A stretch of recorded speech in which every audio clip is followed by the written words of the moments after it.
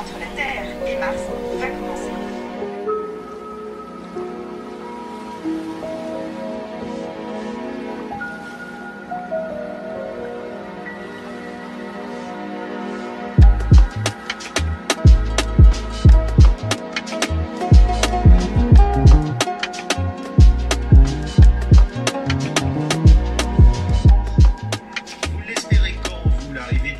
Sur Mars? Alors on ira un jour, c'est sûr. La date c'est difficile à dire parce que quand j'ai été recruté comme astronaute il y a environ 35 ans, on m'avait dit que ce serait dans 30 ans. Donc j'ai peur de vous dire encore dans 30 ans. Je suis certain qu'on va y arriver un jour et ça prend plus de temps que prévu, mais on y arrivera. Pourquoi ça prend plus de temps que prévu? Alors il y a des complications. Tout d'abord le problème des radiations. Vous savez qu'aujourd'hui, si on fait une mission sur Mars, on n'a pas encore des moyens de protection aux radiations. Il y a aussi des systèmes de protection, de propulsion à mettre en place qui soient vraiment efficaces et qu'on n'a pas encore vraiment utilisé et vraiment mis en place. Et il y a le coût aussi à Regardez l'image, pardon, je vous coupe, c'est la première image, Christine, du sol martien. C'est la première image envoyée par Persévérance du sol martien, de là où il s'est posé. Et pour une fois, elle est assez propre parce que souvent l'objectif est un petit peu recouvert de poussière, donc ça ressemble à du Mars. Ça ressemble bien à vous du Mars. connaissez Mars là? Oui, c'est un paysage assez typique de Mars. C'est pas un désert chilien, c'est bien Mars. Le désert chilien ressemble beaucoup par endroits. Oui. D'ailleurs, c'est souvent là qu'on s'entraîne. Ouais. Bon. Et là, donc, c'est aussi la preuve que le robot est bien posé et on va savoir s'il est stable ou pas assez rapidement. Ouais. Je pense que vu l'image, là, ça a l'air d'être, il a l'air horizontal. Il a l'air bien stable. Ouais. Justement, c'est aussi à ça. On voit que l'horizon est plat. Ouais. Michel Tonini, pardon de vous avoir coupé, mais on avait la première image du robot Persévérance de Mars.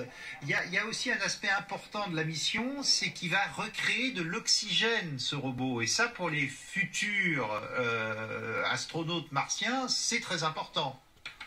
Oui, c'est important, c'est vital pour nous. Vous savez que toutes les missions que nous faisons déjà au départ sur la station spatiale Mir puis ISS ont permis de recycler tout ce que nous avons, tout ce que nous faisons dans l'espace. Quand moi j'ai volé dans l'espace en 92, on prenait 80% d'eau de la Terre vers l'espace. Aujourd'hui, on prend juste que 20% parce que on réutilise au total. Et donc c'est important de pouvoir également utiliser l'oxygène qu'on va trouver sur le produit. Aussi, c'est de voir qu'il y a aussi, en plus de ça, il y a un bras, on n'en a pas trop parlé encore aujourd'hui, il y a un bras qui va faire des analyses très proches, en fait, à l'échelle microscopique. Tout ça, ça se fait à des échelles microscopiques.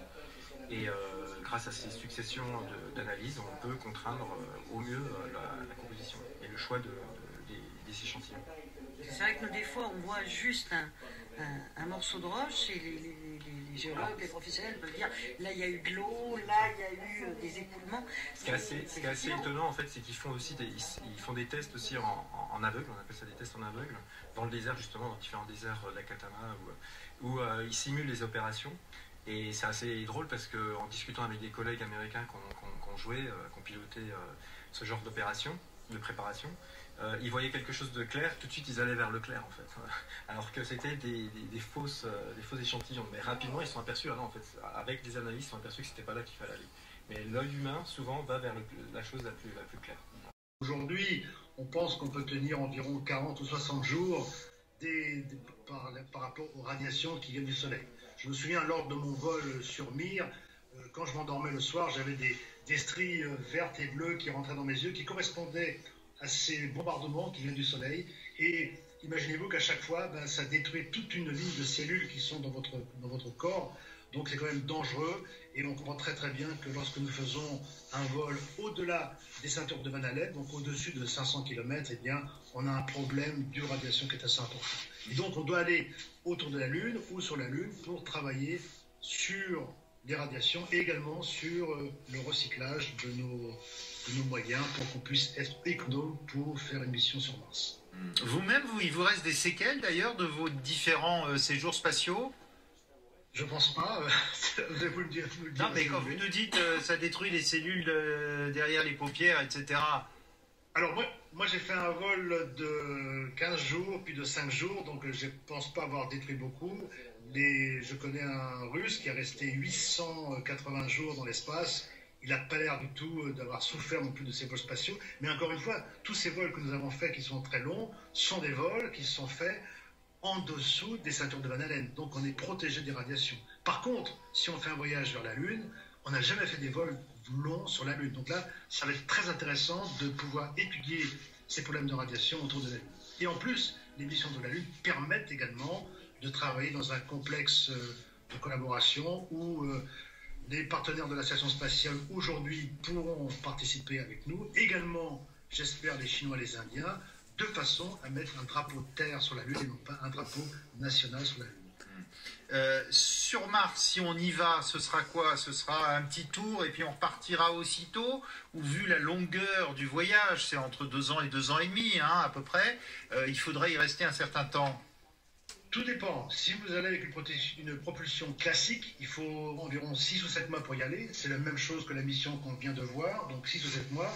Après, il faut rester un certain temps sur Mars pour avoir un nouveau phasage entre Mars et la Terre, de façon à rentrer avec une distance assez courte entre Mars et la Terre.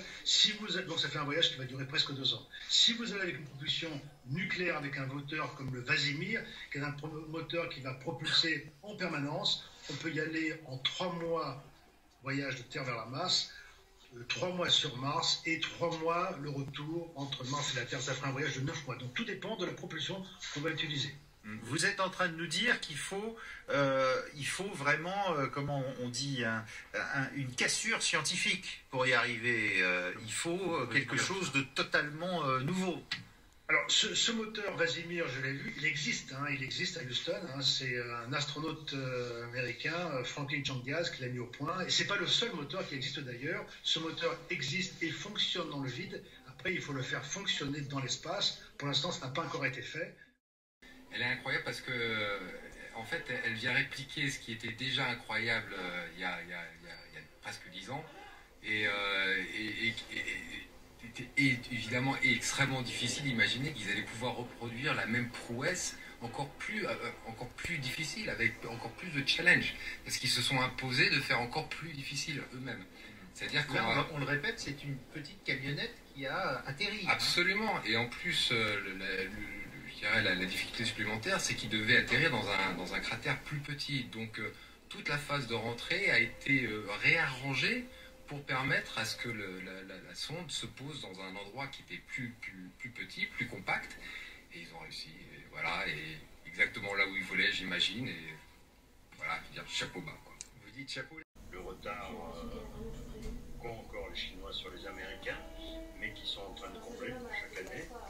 Alors, sous le président Biden, est-ce que les Américains accéléreront un petit peu ou non?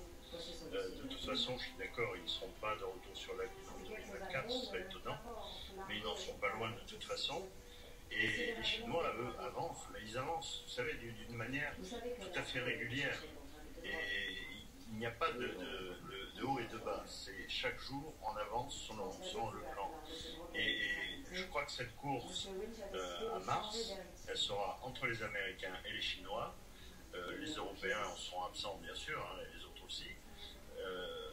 Et puis voilà, les rivalités d'aujourd'hui commencent à s'exprimer comme du temps de l'Union soviétique et des États-Unis d'Amérique, hein, il y a quelques années. Aujourd'hui, ça va être entre la Chine et les États-Unis. C'est la même rivalité politique exacerbée qui sera de plus en plus exacerbée et qui se concrétisera en partie dans l'espace. Et en fait, on ne comprend pas bien pourquoi. Mars est loin du Soleil, le Soleil à l'époque était moins lumineux qu'aujourd'hui, donc moins chaud, et on se demande comment il y a pu avoir une atmosphère avec un effet de serre suffisant pour qu'il y ait des lacs et des rivières. Ça, c'est un mystère scientifique, un peu technique, mais assez énigmatique, quoi. Et assez passionnant. Pardonnez-moi mes questions de béotien, pourquoi l'eau est partie?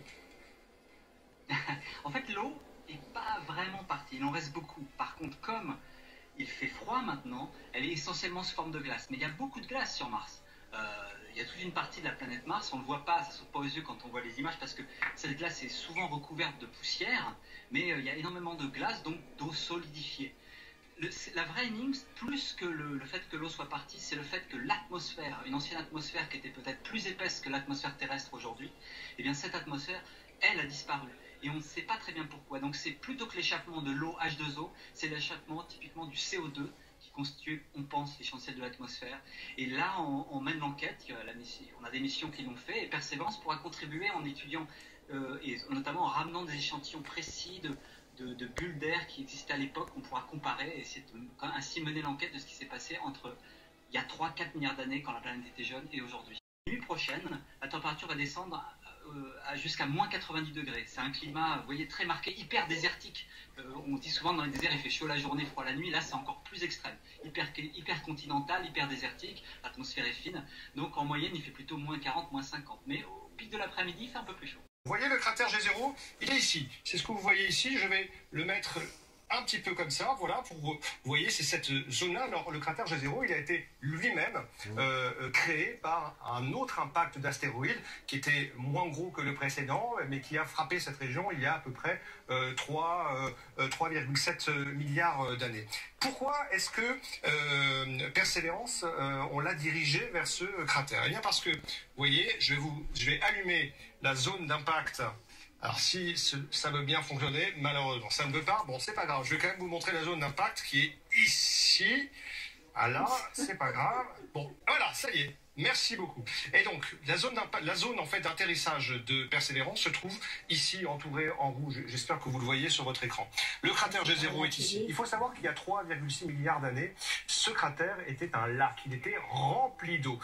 Vous allez voir de chaque côté de ce cratère, il y a, vous voyez, des sortes de circonvolutions. Eh bien, ce sont des traces, des lits de fleuves qui coulaient, puisque l'eau coulait, l'eau à l'état liquide coulait il y a 3,6 milliards d'années sur la planète Mars. Et donc, cette zone ici, le cratère G0 dans lequel a atterri Persévérance, était un grand lac de 45 km de diamètre. Et Persévérance a atterri précisément dans le delta qui alimentait en eau ce lac. Vous voyez, on a zoomé ici, vous voyez ce fleuve avec le delta, ça ressemble un peu à ce que vous pourriez voir sur Terre dans le delta du Nil, par exemple.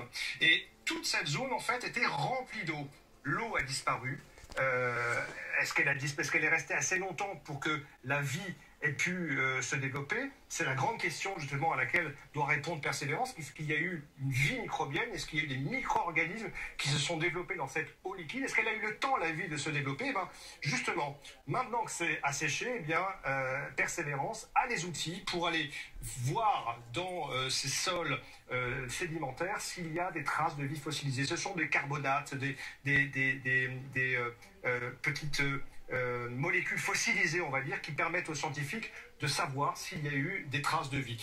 Persévérance donc a atterri dans cette zone ici, vous voyez, il ne faut pas se tromper, hein, parce que si on regarde ici, il y a quand même de l'altitude avec des reliefs relativement escarpés. Donc tout l'enjeu de l'atterrissage de Persévérance, c'était vraiment d'atterrir dans les zones plates pour ne pas risquer de ne pas pouvoir repartir. Donc Persévérance se trouve ici dans ces zones plates et dans les prochains jours, il va déployer un hélicoptère pour prouver qu'il est possible de voler sur Mars. Et ensuite, eh bien, il va faire un périple de plusieurs kilomètres, à peu près 200 mètres par jour, pour analyser ces roches et répondre à la grande question qui nous taraude: est-ce qu'il y a eu de la vie sur Mars un jour?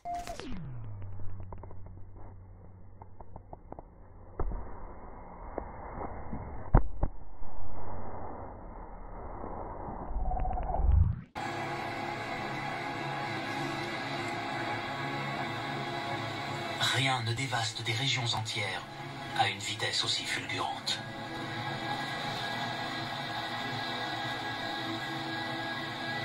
Quand les criquets n'auront plus rien à manger, ils mourront. Mais pas avant d'avoir réduit la végétation à néant.